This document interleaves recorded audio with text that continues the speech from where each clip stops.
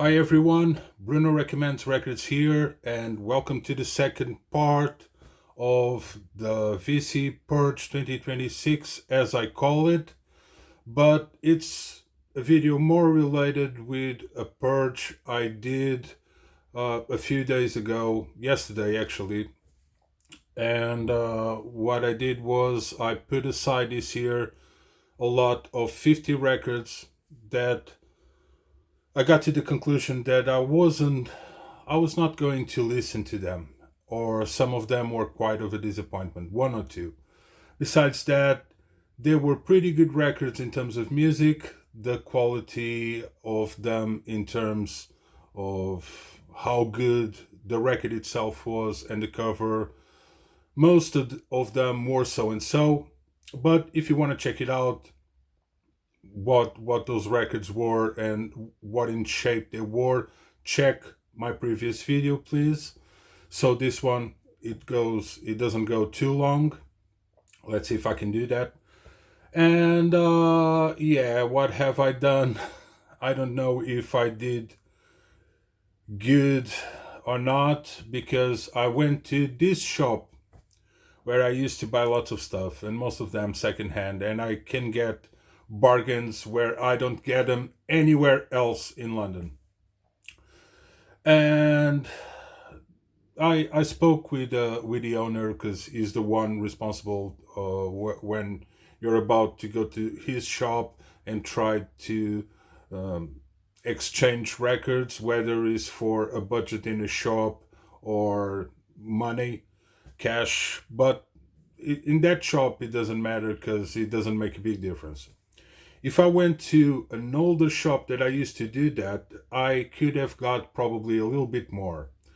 But let's keep it positive. So I think I was underpaid, because some of the records I got were newer stuff, let's say, and they were practically brand new. So I think they will be able to sell them around 20, £30 each, or 25 at least.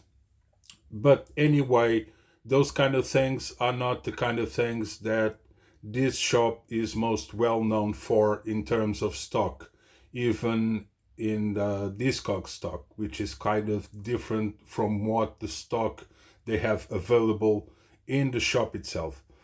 But I really wanted, let's call it a grail that they had on Discogs. And I invested this month on a new turntable, and I didn't want to touch my budget for this month in terms of records that I already acquired in terms of Discogs. Um, so that was my main goal, and I wanted more than I brought with me. So in total, what I wanted, the ideal thing for me, it would have been £136, and I would have brought with me everything I wanted for now. But like I told in my last video, if you haven't seen it, check it out. I said that at least I wanted £80, okay? And that was putting everything quite below. Obviously, did I lose money? A lot. I lost a lot of money. But as I said in the other video, I'm not good for business, and I'm not the best person to sell. As a seller, probably, I don't know, if I was a guy selling something in a record fair or something like that, probably, and you would come and meet me and try to buy me some records, I will probably give you one or two. So that's how bad I am in terms of business. Okay, I'm not a very good person doing business. Never been. So that's not my forte, let's say. So I always prefer to go to a shop when I get rid and do these purchases, and when I get rid of some of my records, I prefer to go to a shop and usually exchange it for a budget within the stock of the shop, which was kind of what I did. But 50 records, I took 50 records, right? And I know if I sold them through eBay or Discogs, and I had been patient, I would have got like three times more at least of what I got. So What did I get? I got 80 pounds. You know, I Gary, the owner of the shop, God bless him, but he's not very keen into newer stuff. And let's be honest, the guy's in the market for since the 90s, and he's well versed within this kind of trades, exchanges, whatever you want to call it. So he firstly said to me, I don't know, how much do you want for it? And I said, give me a price and let's go from there. And he said, I don't know, man, I have to check a few records. He checked a few records he wasn't aware of. Then he said, well, they're not that much like valuable, so I won't be able to make that much money from it. And that because, God bless her, Gary is an amazing guy. He has the cheapest prices you can get, whether online, whether on his shop. And I like that. So I kind of contributed for a shop I like in terms of prices, and the staff is amazing. They're all really nice people. So I contributed in a sense, not that much. It was only 50 records, obviously. He gets much more than that every single month. But this was my small contribution to keep the shop alive and keep doing those prices that I really love. For example, I been there, did like a crate digging and found in pretty good shape a first edition copy of Machine Head from Deep Purple, for example, an OG from UK. Where can you get a copy like that in good shape for £4, right? So I contributed for that, and then because of that, I'm not disappointed with what I got. Okay, but I could have gone to another shop, and it was a little bit far away from where I live right now. It used to be closer when I lived in my previous home. But to go there, and I had like two bags, and they were quite heavy, and I don't have a car, so going through transports, it would be like 2 hours. The transports might have cost me like between 15-20 pounds to come and go. And besides all the thing on getting the heavy bags, going through trains and buses and all that stuff, the other chance was catching a Uber, and would probably cost me around £40. So that shop probably would have got me £40 more, but in budget within the shop, okay? Not in terms of cash. And Gary doesn't do that difference, like cash, or if you want something from the shop, he offers exactly the same thing. So, and besides of that, I was able to put aside some outer and inner sleeves that I know that they don't care about that much. And every batch I buy of those outer sleeves, which are sealed, the ones I like 20 pounds each or 15 pounds each, and the inner ones, a pack of 50, and the inner ones, a pack of 50 is like around 20 pounds. So let's say that I put aside at least 35 pounds, so around 40 pounds. And if I went to the other shop, I also have probably 8 something. Even if I went to McDonald's, it would have been more 10 pounds or something. So I kind of maintain within the budget, let's say. But I only was able to bring 3 records that I really, really want. And from those 80 pounds, I still had to put 30 pounds more. Usually, 80 pounds in that shop, even on Discogs, usually I bring around 10 good records in pretty good shape. But this time I wanted something a little bit, not something a little bit more, let's say. And that Holy Grail, for at least for me, which was 55 pounds, I really wanted this record for a long time, and to be able to have right now a first US edition from it, it's for me like a glorious moment and the best one. It happened. I know we're still on January, but it's going to be really hard to beat this one. And probably you guys don't know this band. It's called The Super Suckers, and this is their first album called The Smoke of Hell.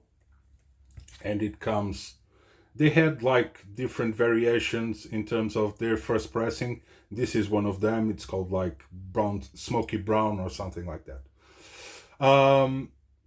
So first US OG copy from the Super Suckers, that was for £55, and I didn't have to spend a dime on it, even if it cost me 50 records, but 50 records that I wasn't going to listen to them, honestly, for as good as they are.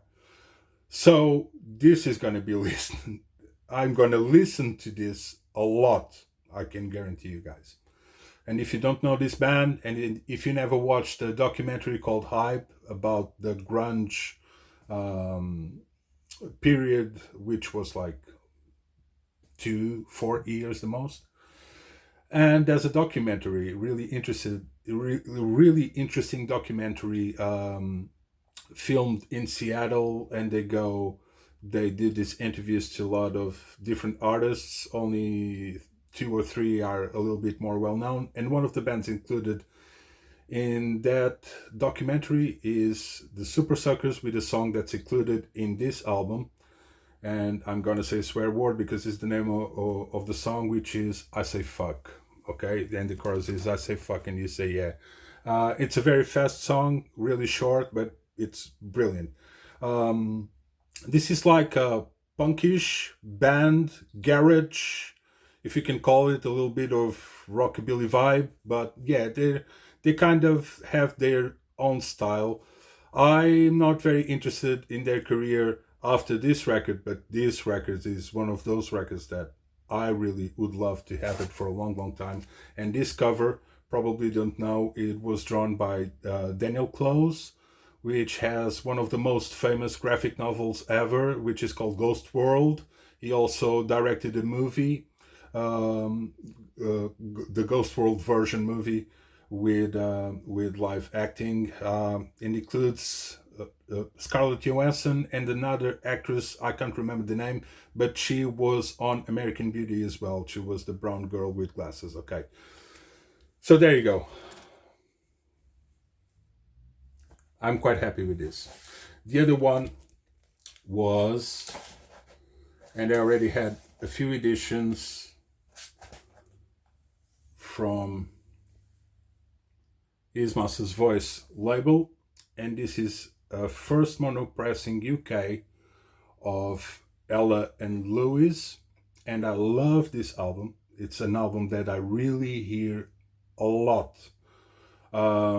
Right now on streaming, I think I have actually this one on CD, but I'm not very much into CD for quite a while. When I listen to a record in physical format, usually it has to be on vinyl. Don't ask me why, but it became that in the last years. So I really wanted this one, and this is like a £40 record in VG Plus condition, both the cover, both the record. And online, if I wanted one, I would have got around that price, a little bit higher, not that much, but I had to put the shipping costs over it, and I just brought it with me from the shop, so no shipping costs, £40. Amazing record, and I'm quite happy with it. The other one is this one, which is Ella and Louis again, and this is the volume 1 because it came on 2. Instead of coming on a gatefold and 2 records, the first edition in UK from His Master's Voice as well, and it's a mono, came like volume 1 and volume 2. I'm already waiting for volume 2. And the other record that it's missing from Ella Fitzgerald and Louis Armstrong that I really wanted is Porgy and Bess, and it's already on its way as well. So yeah. So there you go. Tell me what you guys think. Do you think that I was stupid in kind of a sense? That I could have done much more money instead of going for the grail and knowing that I was about to lose money. But anyway, my intention and my main goal was never selling online by myself. I really, that takes a certain amount of work, not that much, but you have to research, you have to do photos with some quality so the person knows what he or she are buying, so there's no problem like, oh, I want my money back because you said it was like in this condition and all this stuff, and I don't have patience for that, let's say. Okay, so I know I was losing money by going to a shop and exchanging my records, but I think, like I told you, if I went to the other shop who pays a little bit better in terms of cash, I think they would have probably got me like around £80. So I also have more covers, inner and outer sleeves, to put on more 50 records. And let's say that they're about to come. If you please just drop a comment and tell me what's your opinion and what you think about it. That would be amazing for me, okay? So this is it, guys. Cheers for watching my video, and see you soon.